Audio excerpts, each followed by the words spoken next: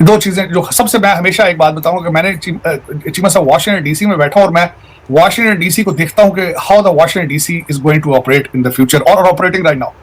उसमें सबसे बड़ी स्ट्रॉन्ग हर्डल पाकिस्तान के लिए दो चीजें, एक वहां approval from Israeli lobby and the second approval going through the Indian lobby, Bharat की लॉबी से।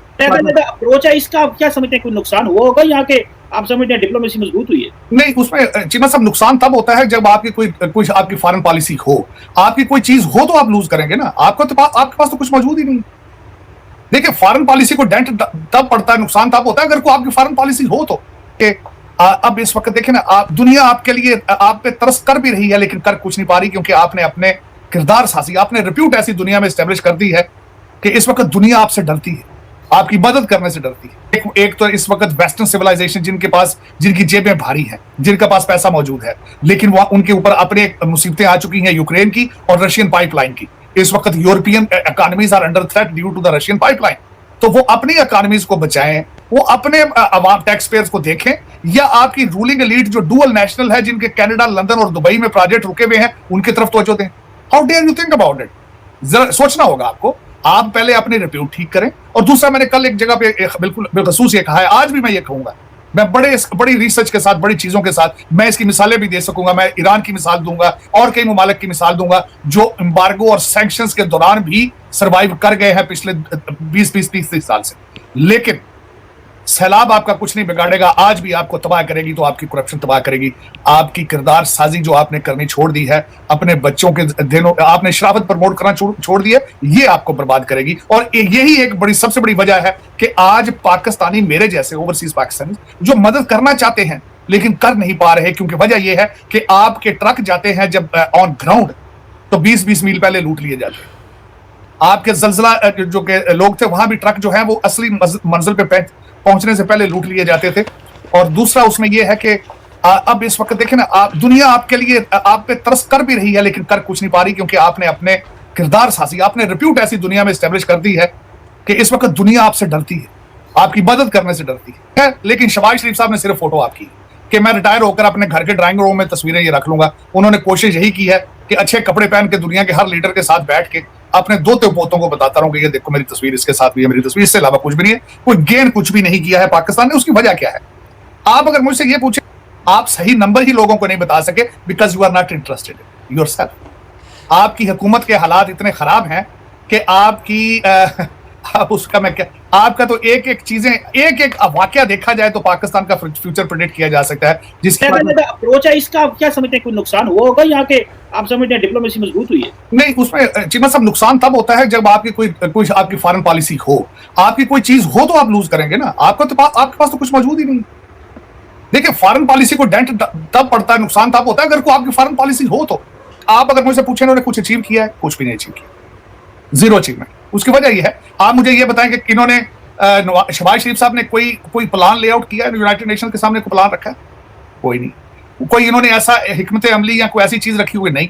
दूसरा, मुझे यह बताएं कि इस वक्त किसी मुल्क ने खुल के आपको कहा हो कि हम आपकी मदद करते हैं? बस वो जिस तरीके से खान साहब ने लोगों से प्लेज कराए हैं, इन्होंने भी प्लेज ही हुआ है, उससे आप देखेंगे कुछ जाता है कि नहीं जाता। लेकिन मिनिमल $160 मिलियन यूनाइटेड नेशन ने सोचा है, वो देने की बात नहीं कर रहे हैं। लेकिन शहबाज शरीफ साहब ने सिर्फ फोटो आपकी कि मैं रिटायर होकर अपने घर के ड्राइंग रूम में तस्वीरें ये रख लूंगा। उन्होंने कोशिश यही की है कि अच्छे कपड़े पहन के दुनिया के हर लीडर के साथ बैठ के अपने दो पोतों को बताता रहूं कि ये देखो मेरी तस्वीर, इसके साथ भी है मेरी तस्वीर, इससे अलावा कुछ भी नहीं है। कोई गेन कुछ भी नहीं किया है पाकिस्तान ने। उसकी वजह क्या है? आप अगर मुझसे ये पूछे, हर जो मिला शहबाज शरीफ को, आपका क्या ख्याल? उनको ब्रीफिंग नहीं दी गई कि ये this man is just the chief minister of 25 mile radius?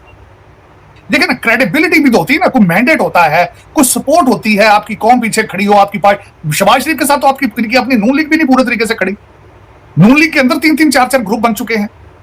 इनकी भतीजी एक और ग्रुप है उनका, इनका एक अलग ग्रुप है, इनके बड़े भाई का एक अलग ग्रुप है, इनकी तो अपनी ग्रुपिंग है अंदर से। तो उसमें ये मैं बताना चाहूंगा कि दर हकीकत अगर देखा जाए, if he is here as a prime minister of Pakistan, Pakistan did not gain anything. No strong commitment from anywhere to help the flood victims. और दूसरा एक मैं उसमें खैर दुनिया को भी ब्लेम नहीं करूंगा। उसकी वजह यह है कि दुनिया आपकी मदद करे भी क्यों? क्योंकि जब भी आपको पैसे दिए गए हैं, आपने उसमें से फ्रॉड किया है। आपने कोविड के पैसों को नहीं छोड़ा तो आपके सलाब के पैसों को किस तरह छोड़ेंगे आप? तो उसमें इस वक्त और दूसरा दुनिया की जिम्मेदारी भी नहीं है। अब दुनिया के अंदर सफरिंग जो है वो पहले ही मैंने बताया, सप्लाई चेन अभी तक जो है वो दोबारा ठीक नहीं हुआ। चाइना सबसे बड़ी बात है, चाइना की अपनी इकॉनमी सफर कर रही है, चाइना के अंदर मसाइल हैं और जो सप्लाई चेन रिस्टोर नहीं हो रहा, उनकी अपनी इकॉनमी जो है वो पांव पे नहीं खड़ी हो रही चाइना की। आपने देखा होगा कि चाइना ने बिल्कुल आपके सैलाब के अरसे में कोई खुला के आपकी कोई मदद नहीं की, कोई बड़ा ऐलान नहीं किया उन्होंने, बल्कि मेरे ख्याल में इस वक्त अगर सबसे ज्यादा इमदाद अभी भी की होगी तो अमेरिका नहीं की होगी। रशिया ने भी सिर्फ उनका एक प्लेन आया है, लेकिन सबसे ज्यादा मेरे ख्याल आज अभी तक डॉलरों में, और जो जहाज भी मदद कर रहे हैं पाकिस्तान के अंदर आ रहे हैं वो अमेरिका जा रहे हैं। दूसरा जो मैं समझता हूं कि इस वक्त जो सबसे बड़ा मसला है, सैलाब के बाई प्रोडक्ट शुरू हो चुकी हैं, वहां पे डेंगू का बहुत बुरा हालात है, वहां के दूसरा जो वाटर बॉर्न डिजीजेज हैं वो शुरू हो चुकी हैं, लेकिन वो जो हमारे dual citizen ruling elite from Lahore to Islamabad, they don't care, they are not worried about it, they are not worried about at all. तार साहब ये तो आपकी असेसमेंट सही है कि रूलिंग एलीट को इससे कोई परवाह नहीं, लेकिन तार साहब एक और जो ऑब्जर्व किया गया वो ये है कि जब बिलावल भुट्टो ज़रदारी यहाँ पे आए थे और शहबाज शरीफ, तो इमरान खान ने जो लॉबिस्ट वाशिंगटन में हायर किए हुए, वो बिलावल को और शहबाज शरीफ को टफ क्वेश्चंस करवा रहे थे, वो उनको टफ टाइम दे रहे थे। तो बहुत सारे लोगों का ये कहना है कि बेसिकली इमरान खान अपनी ही हुकूमत और अपनी ही सरकार को इंटरनेशनली विजिट करने में, इंसल्ट करने में जो है वो काम कर रहे हैं। ये चीजें पॉलिटिक्स आप अपने घर में कर सकते हैं, जितनी मर्जी पाकिस्तान में पॉलिटिक्स करें, लेकिन पाकिस्तानी लीडरशिप को इंटरनेशनली डिस्क्रेडिट करना, और सुनने में आया जो वो $25,000 वाली जो बात है कि उन्होंने एक दे रहे हैं, वो सुना कोई बिजनेसमैन है अमेरिका से जो जिसने वो कंपनी वो जो लॉबिंग फर्म को पैसे दे रहे हैं। तो ये इस एक्शन को आप कैसे देखते हैं कि अपने वजीर खारजा को और वजीर आज़म को इधर विजिट करवाने के लिए सवाल करवाते हैं इस तरह के, और पाकिस्तान के जो इमेज है वो खराब कराने के लिए बातें कर रहे हैं। ये इस तरह पाकिस्तान के खिलाफ ये चीजें करना आप क्या समझते हैं, ये कोई सूट करता है इमरान खान को, या पाकिस्तान के इंटरेस्ट को सर्व किया उन्होंने, या कि सियासत सिर्फ पाकिस्तान में उनको रखनी चाहिए? ये सारी चीजें अगर कही जाएं तो ये सियासी अखलाकियात से रिलेटेड चीजें हैं, या आपके कोई करैक्टर हो। अब मैं समझता हूं कि खान साहब की जो जमहूरी तरबियत है, जमहूरियत में तो वो बिलीव ही नहीं करते।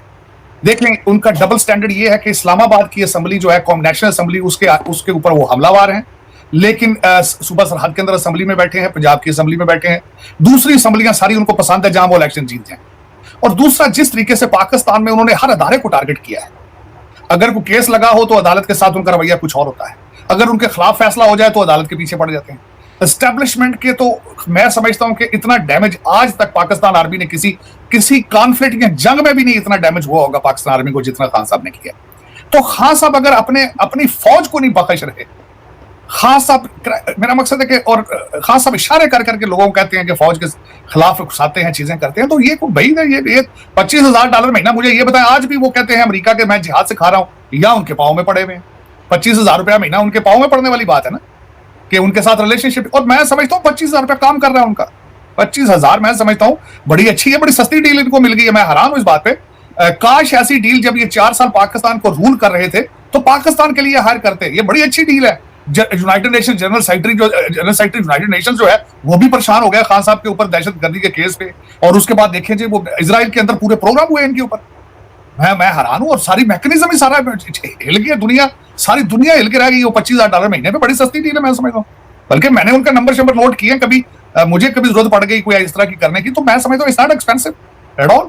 और आउटलुक देखे ना उनकी, और उसके बाद देखे राबन राफेल से मुलाकात हो गई, उसके बाद अमेरिकन एम्बेसडर मिल रहा है, CIA भी सीधी हो गई है, यूनाइटेड नेशन भी $25,000 महीने में सीधी हो गई है। लेकिन दार साहब एक बात में यहाँ पे साथ में क्वेश्चन ऐड करता जाऊं कि सुनने में आया है कि इमरान खान के जो लोग हैं वो वाशिंगटन आए हैं, उन्होंने यहाँ पे थिंक टैंक्स को मिलने की कोशिश की है। हमारे दोस्त हैं कामरान यूसुफ, उन्होंने एक्सप्रेस ट्रिब्यून में इसको रिपोर्ट किया है, और वो लोग उसको नहीं मिले। तो आप क्या समझते हैं इस वक्त, क्या वाशिंगटन में तजब्जब है इमरान खान से डील करना, या क्या आप समझते हैं कि जो है बात बन जाएगी थोड़े अरसे बाद? नहीं चीमा साहब, दो चीजें जो सबसे, मैं हमेशा एक बात बताऊंगा कि मैंने चीमा साहब वाशिंगटन DC में बैठा, और मैं वाशिंगटन DC को देखता हूं कि how the Washington DC is going to operate in the future, और ऑपरेटिंग राइट नाउ। उसमें सबसे बड़ी स्ट्रॉन्ग हर्डल पाकिस्तान के लिए दो चीजें, एक वहां approval from Israeli lobby, and the second approval going through the Indian lobby, Bharat की लॉबी से, जिनकी आप बात कर रहे हैं, लोअर लेवल पे मुलाकातों की बात कर रहे हैं। लेकिन पाकिस्तान के लिए, इमरान खान के लिए, अगर ऊपर से कोई बड़े लेवल पर पॉलिसी चेंज आएगी तो ये 2 हर्डल्स जो है पहले क्रॉस करेंगे तो तब होगा। ये सिर्फ ये जो कॉस्मेटिक, ये जो आप बातें $25,000 महीना डिलीवर हो रहा है, कॉस्मेटिक वर्क है सारा। आप मुझे ये बताएं कि वो जो मिस्टर लू हैं जिनके खिलाफ ये पड़े हैं, वो भारत के दौरे पे थे 28 महीना पहले। और दूसरा 130 अपॉइंटमेंट्स हैं पॉलिसी रिलेटेड भारतीय निजात लोगों की।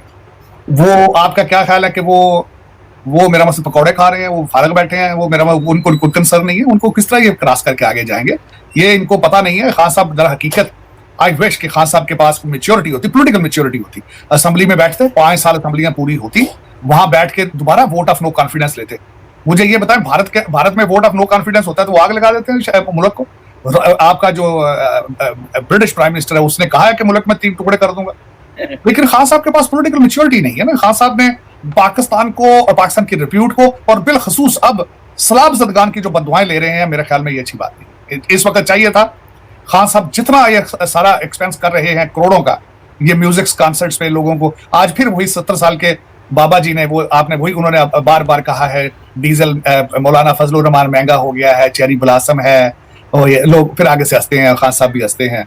ये सियासी तरबियत की जा रही है जिहाद की। देखें, ये कहते हैं मैं जिहाद की ट्रेनिंग आपकी कर रहा हूँ, और उनको लोगों को नेम कॉलिंग और इस तरह इस नॉट मैच्योर। आप पॉलिसी रिलेटेड बातें होनी चाहिए, पर्सनल अटैक्स जो है वो नहीं होना चाहिए। आज मरियम नवाज की फिर वही घिसी पिटी वही वीडियो जो है 10-10 साल पुरानी वही चला रहे हैं, रिपीट कर रहे हैं उन्हीं को, और लोग हैं सामने पे। और मैं नीचे जब देखता हूँ जलसा आज मैं देखता हूँ लोग एंटरटेनिंग के लिए आते हैं, कोई वो सीरियस, उनके हाथों में ना स्लोगन होते हैं, लोग बिल्कुल मेकअप करके, औरतें खवातीन बैठी होती है नीचे, जिस तरह वो किसी कॉन्सर्ट में कार्निवल में आई हैं, जिस तरह वहां पे स्टॉल लगते हैं, वहां पे म्यूजिक होता है, डीजे बट दनादन तमादम मस्त कलंदर कराता है ऊपर। पहले तो सिर्फ होता था म्यूजिक की हद तक, अब तो टोटे चलाते हैं ना, मेरा तो पीछे काट के टोटे भी चलाते हैं।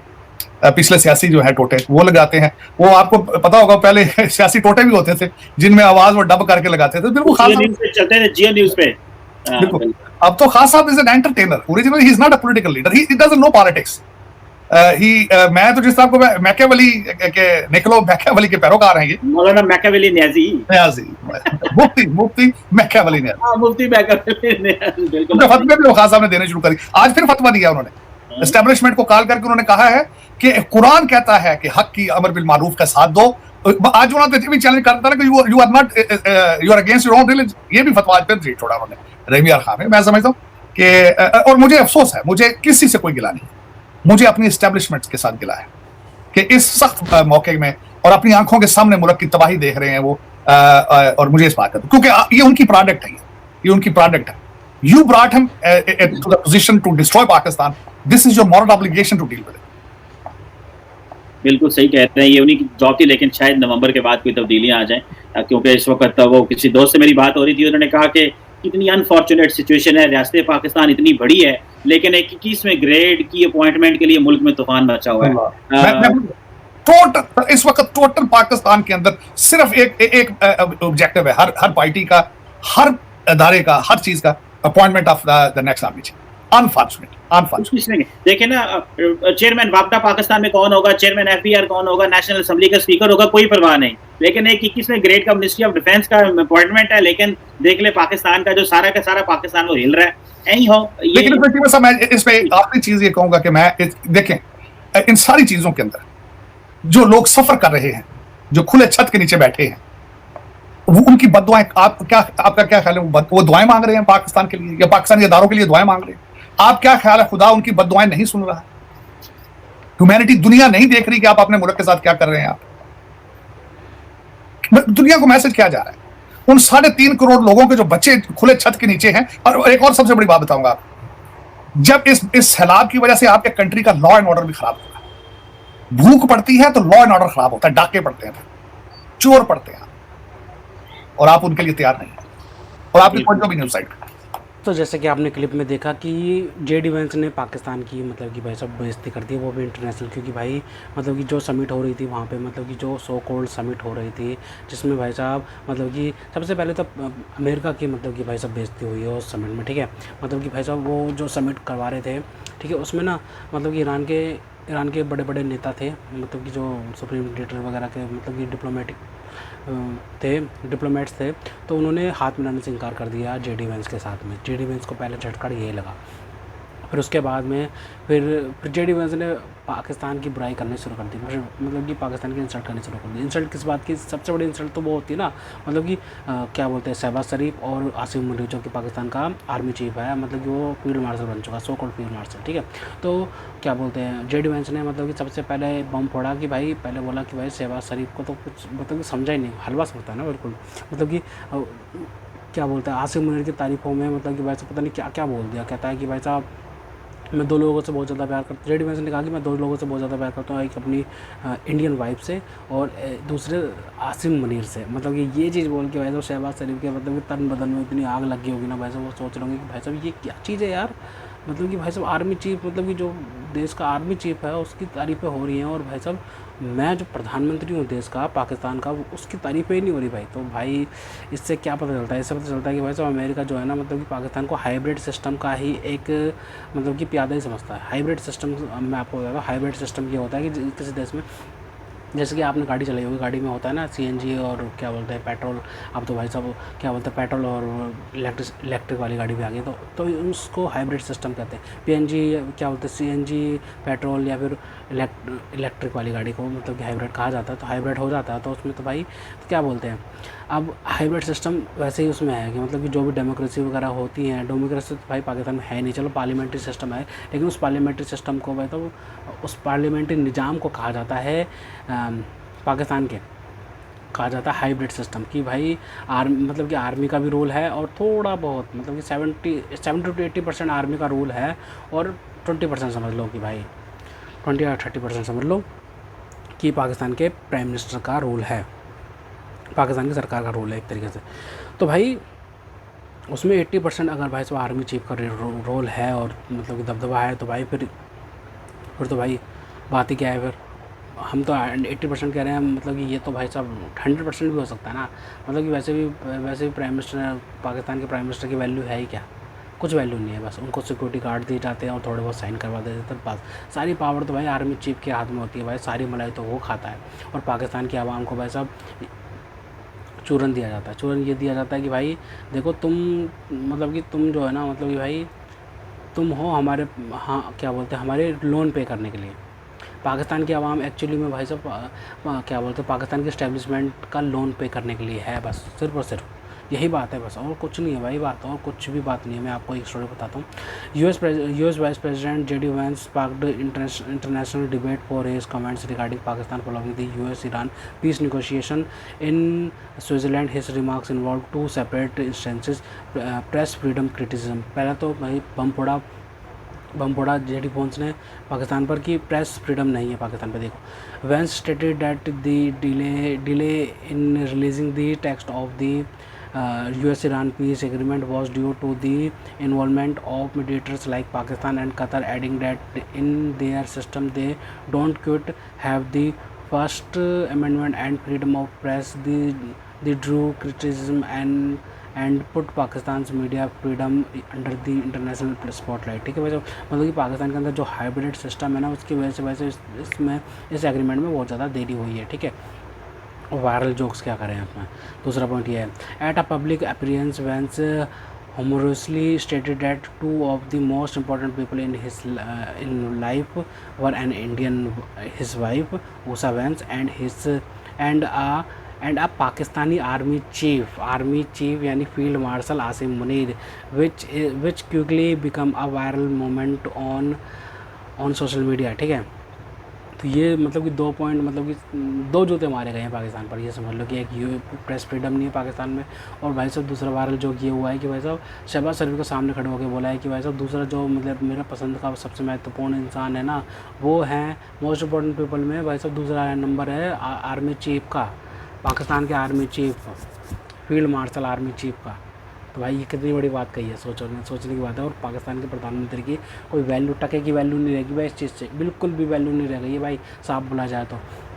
लेकिन भाई हम आपको इस सब चीज़ों में मतलब कि आगे की खबर देते रहेंगे। हमारी वीडियो को सब्सक्राइब लाइक किया करें, ठीक है, लाइक एटलीस्ट लाइक ज़रूर किया करें, ठीक है, और सब्सक्राइब भी ज़रूर करा करें कि ताकि हमारी वीडियो आपके पास ना सबसे जल्दी पहुँचे। तो खैर, तो दोस्तों अगर आपको हमारी ये वीडियो पसंद है तो कम से कम व्हाट्सएप पर जरूर शेयर कीजिएगा, साथ साथ चैनल को सब्सक्राइब करके हमारा मनोबल जरूर बढ़ाएगा, ताकि हम आपके लिए ऐसे ही मनोरंजन वीडियोज़ बनाते रहें। तो ऐसे मिलते हैं आपसे अगली वीडियो में, तब तक ले जय हिंद।